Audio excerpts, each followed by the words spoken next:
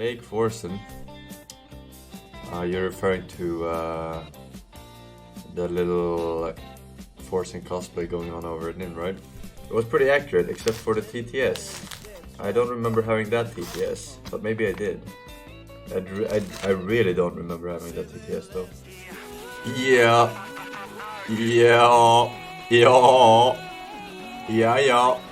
But are they gonna? Do they usually spoil in these videos?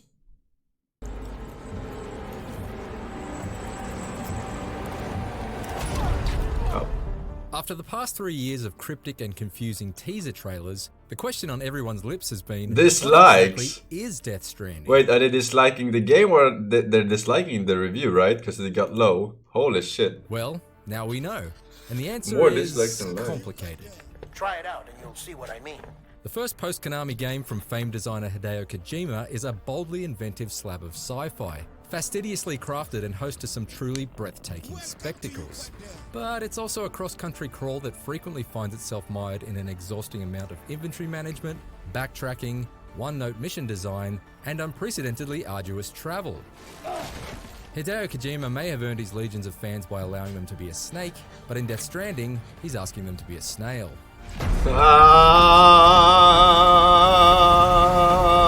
Got it!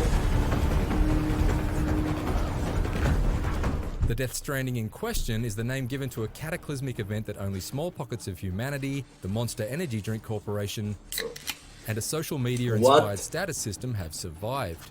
Sponsored by Monster Energy? You are Jesus Sam Christ, Bridges, dude. a post-apocalyptic postman played by The Walking Dead's Norman Reedus. He's on a quest to reconnect the isolated remnants of civilization and save his sister, and yes, that's a ghost-detecting baby strapped to his chest. Sorry, do they have to announce that they are sponsored? Disclose? Sorry, announce was not the right word. Disclose that they are sponsored by Monster in games like this?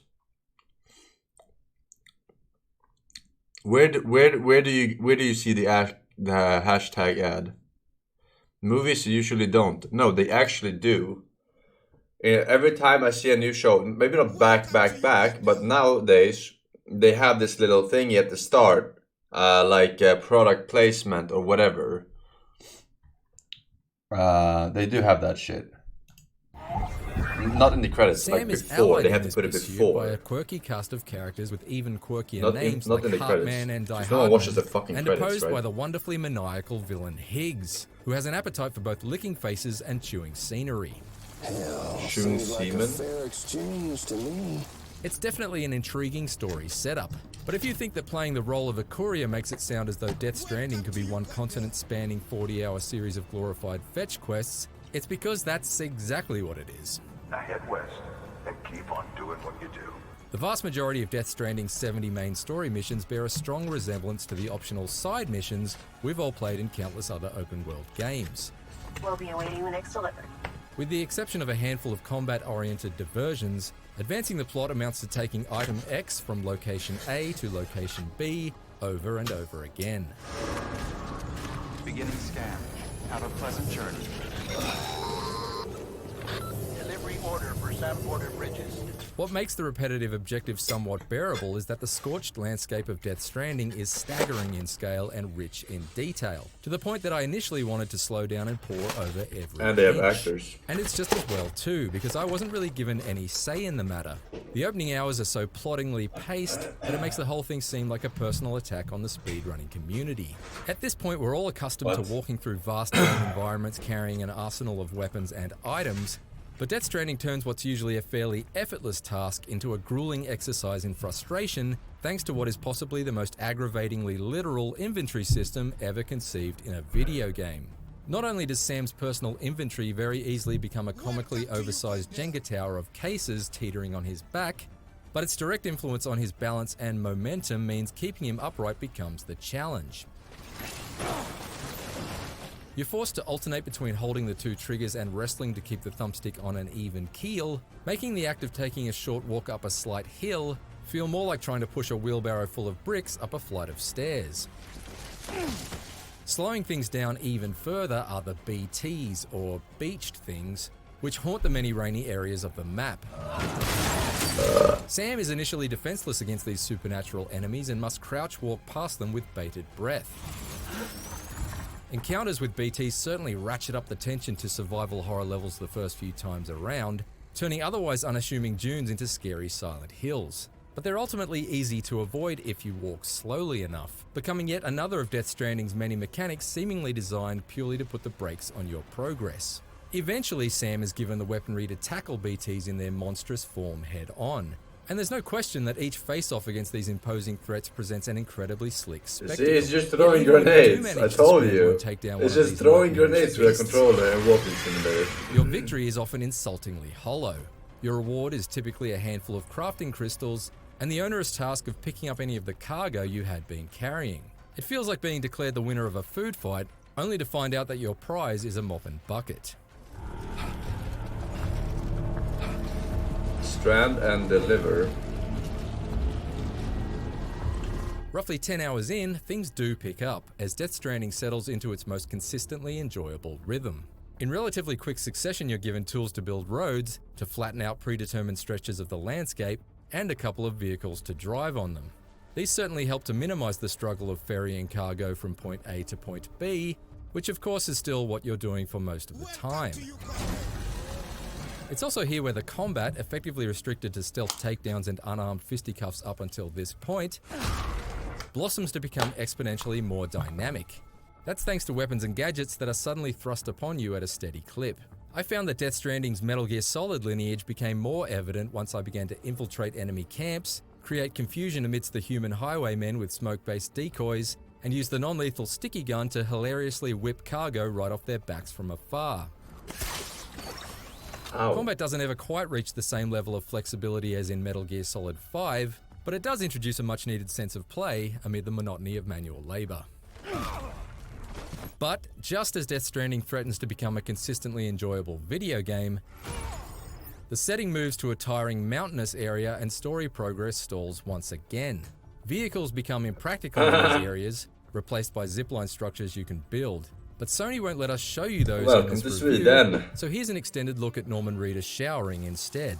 While there is some satisfaction in forging your own zipline trail over particularly rocky terrain, you're still just using them to transport boxes to some far summit outpost, only to be told to turn around and take some other boxes straight back down again.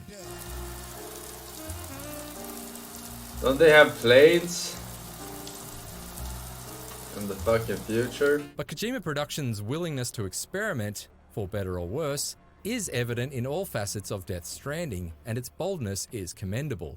The asynchronous multiplayer component, known as the Bridge Link, shows the effects of other players on the world without ever bringing you face to face with them. I was particularly inspired by the cooperative way you can build, customize, and maintain structures like bridges and watchtowers. But the Bridge Link system still has its downsides. For one, assistance from linked avatars makes almost every one of Death Stranding's major boss fights shockingly easy. Meanwhile, structures assembled by other players, while certainly helpful at times, can just as often mislead. Okay, who put this ladder here that leads to nowhere?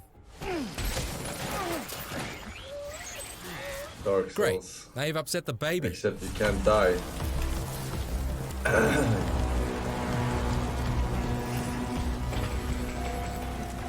And yet, despite all of my gripes, I still found myself being pulled westward towards Death Stranding's climax. That's mostly due to the sense of nobility that comes from rebuilding a fractured America, So what are you waiting for? You put us on the goddamn grid? the pioneering spirit of finding out what exactly was over the next hill,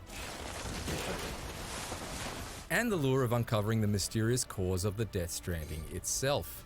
Elsewhere, I was sustained by consistently sublime artistry and ingenuity, both great and small. That's not to mention all the cheeky fourth wall breaking nods and winks you'd expect from the mind behind Metal Gear. Certainly when ads for actor Norman Reedus' real-life TV show appear whenever Sam uses the toilet, it's clear that it's Kojima who's the one who's taking the piss. Right. You really need to work incredibly hard to enjoy a lot of it, because so much of Death Stranding feels convoluted and requires far more effort than it So has many any right ads, to. I mean. Take the fast travel system. Let's say that you're here and you want to teleport to here. Well, first you need to walk all the way to here. Okay, let's speed this up a bit.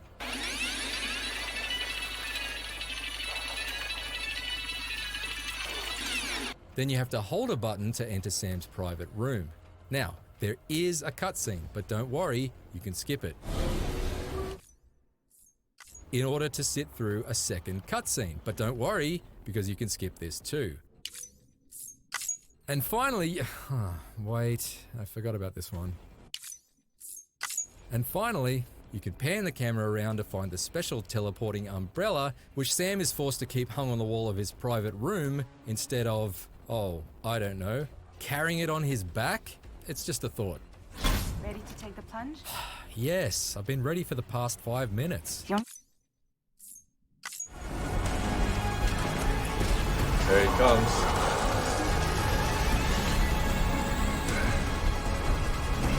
Certain landmark games in recent years, like The Legend of Zelda Breath of the Wild and Red Dead Redemption 2, have managed to successfully tread the line between the rigidity of realism and the exhilaration of pure escapism.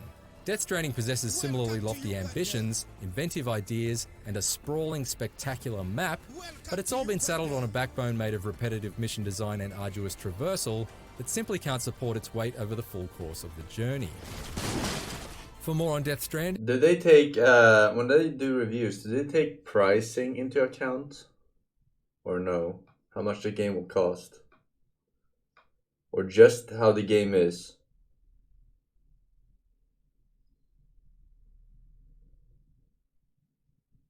Just the game. I think you should take price into consideration. I think that's a major factor. Because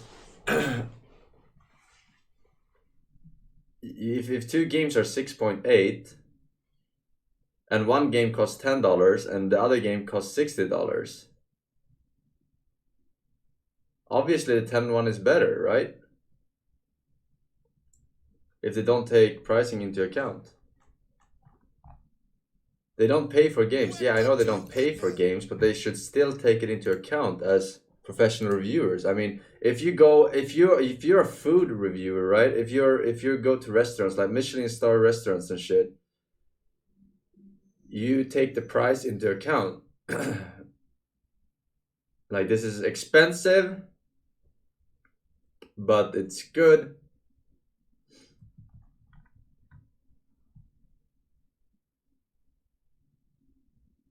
They did it with Civilization 6 DLC.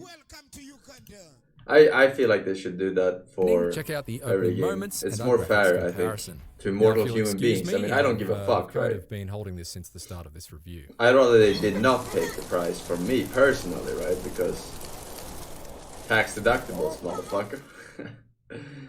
Speaking of tax deductibles and money laundering, here we go. 10 gifted subs from Offensive Yet. Appreciate that, sir. Enjoy winners of the raffle. The lucky ones, that is.